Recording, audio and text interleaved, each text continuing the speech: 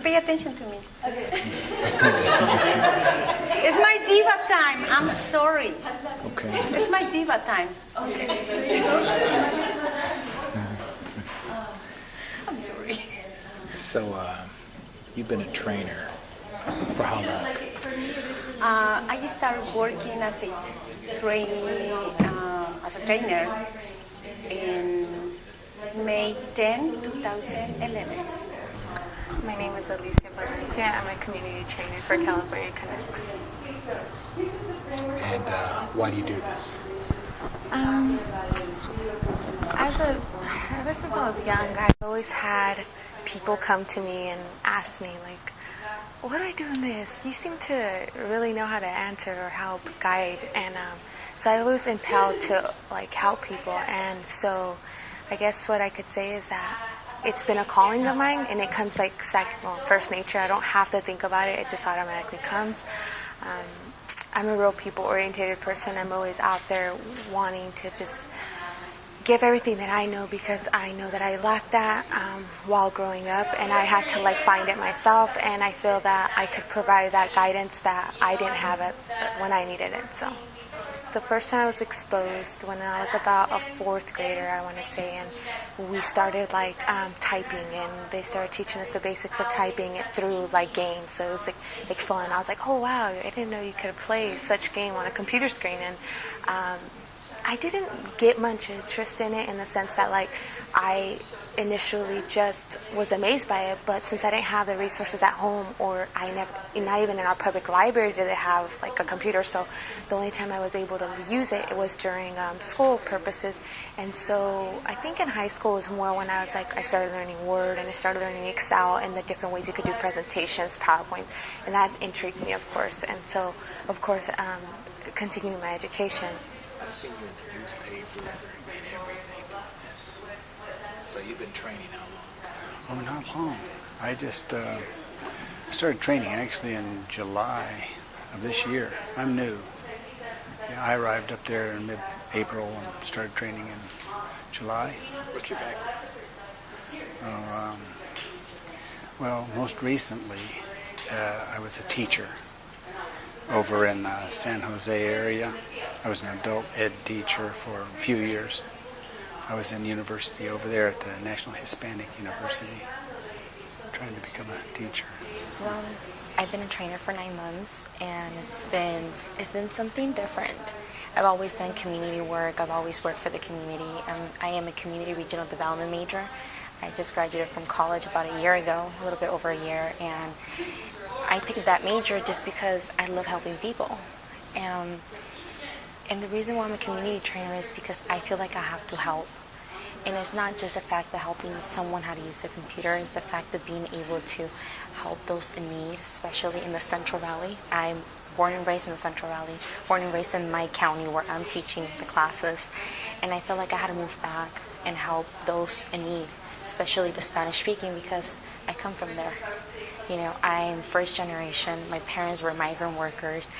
I was a 5-year-old teaching them things as a child, hey, this is what they're saying at the meeting, this is what they're telling me that I have to do. So when I had to teach this somebody similar to my parents, I felt a better connection.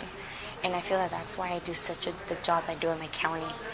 I have a connection with my community. I don't give up on them. I always tell them, please, you have to have that faith in you. I have faith on you. Trust yourself. I already trust you as it is. I'm here working for you. I'm not going to give up on you. Don't give up on yourself. Well, my name is Diego Villafana, and one moment that I identified as making me special in what I do was when a trainee that came in that had no experience with a computer and didn't know what she could achieve with a computer. After taking the class, or the training series, she was able to email her teacher. And she did this kind of without telling me. I mean, I didn't know what level of experience my trainees have when they come in. But I usually find out throughout the class. And I was teaching, how to use email, and she busts out her email address for her daughter's teacher. Now, she didn't know how to use an email address or email account. But she knew this was an email address, and she knew that there was a way to communicate with a teacher.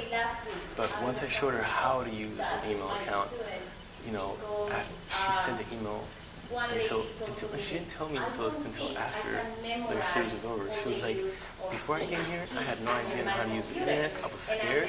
I didn't know how to use email. And now after these classes, I was able to email my daughter's teacher, and I found out she was doing bad in school, or she needed some help. And I thank you for that, because now I'm going to be helping my daughter get her grades up. And to me, that still sticks in my head. I mean, I get a lot of thanks, and a lot of people that, they're always grateful for the things that, the patience that we have. That's one thing I hear. And for the things that I show, but it's those kind of stories that, I really feel like I made a difference. Now, of all the computer programs that are out there, things you can do on a computer, what is the one thing that seems to really, really bring joy? I think Skype, communicating with their families. Yeah, well, I think the one they jump most at is Skype, because a lot of them want to be able to communicate with their relatives, and mostly in Mexico. Communicating with their families, I've heard a story where it was just, I could see that happening. She put a picture in my head. She told me the first time she ever Skyped with her sister that she hadn't seen in 20 years. She said she hadn't seen her sister in 20 years, and they Skyped, and she said she just started crying.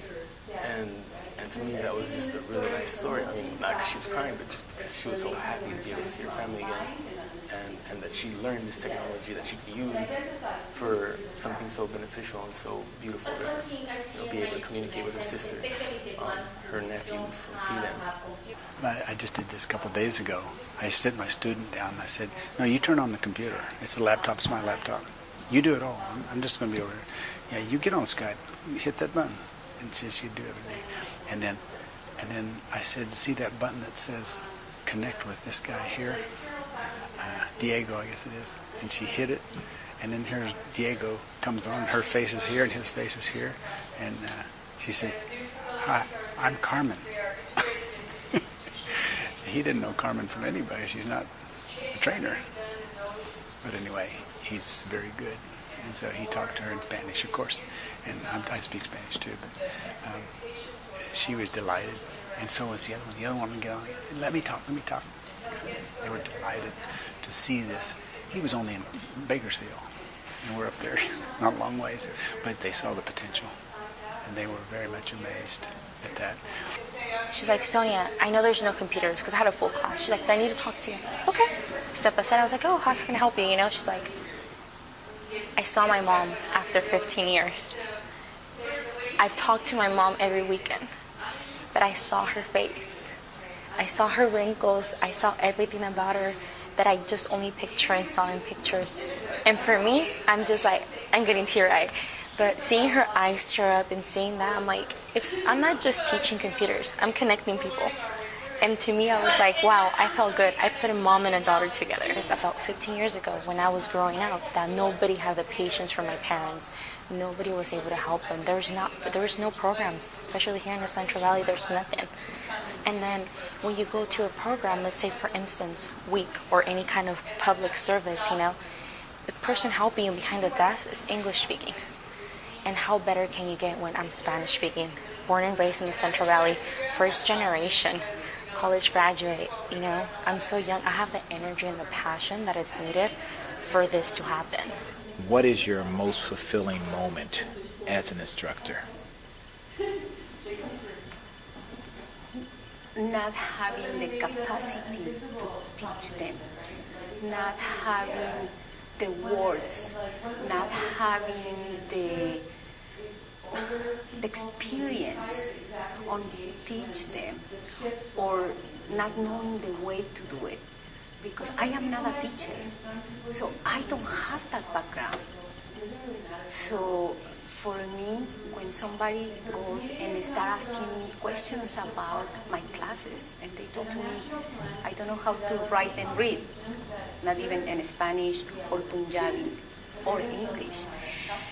my heart starts like beating faster because I know that person will be a challenge. But I like challenges, and for me, it's like my goal to make that person to start reading and writing.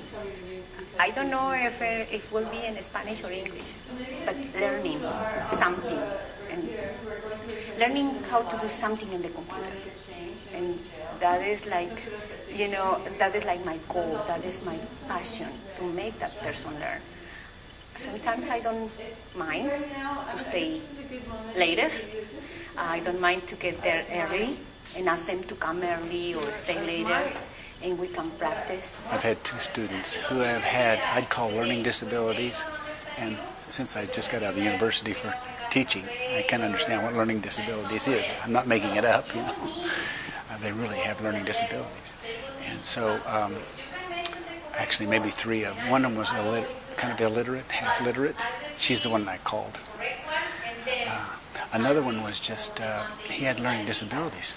He just couldn't learn very fast.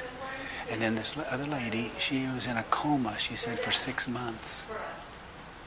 And so it affected her whole ability to learn. She says, I'm very slow, so please go slowly.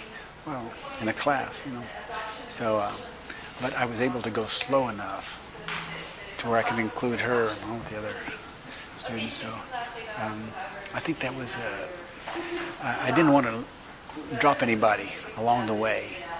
And so calling them, having them come in for a special session. But the other one, she graduated on time.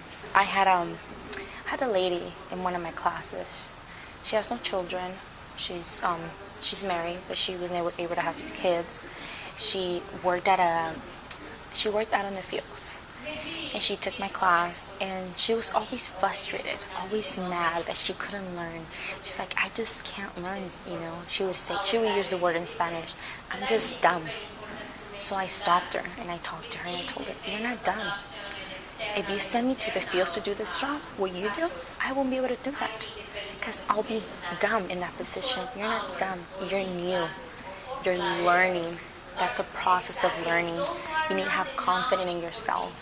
And she looked at me, and I remember she looked at me like I just gave her like a little push, that motivation into life. And she looks up at me because she was sitting down, and she's like, wow, thank you. And before she left, she apologized. I'm sorry for being such a drag in your class, for always bringing you down. I told her, no, people like you remind me that I need to keep on helping.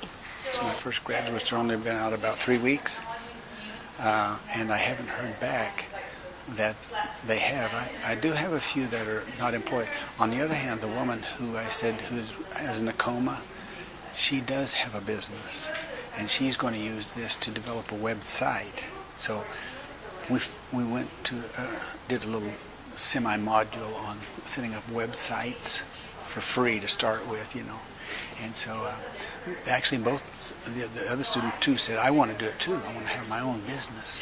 So I said, okay, here we go. So hopefully that one, her business will expand, and the other one will maybe set up a business. I don't know. Thank you. I know that sometimes it's not just about teaching them the computer. You open so many doors to them. You teach them that they can learn anything. Does not matter if they're 19 or 71 years old. They can learn. And that's what I like, that they tell me, oh wow, Sonia, I can really learn. It's not just about computers. I can get my GED. I can become a USA citizen. I can do all these things. And that, for me, I accomplish. A lot of people who go and sit behind a desk don't get that feeling. And I do. I get that appreciation of the community. And I just think it's wonderful.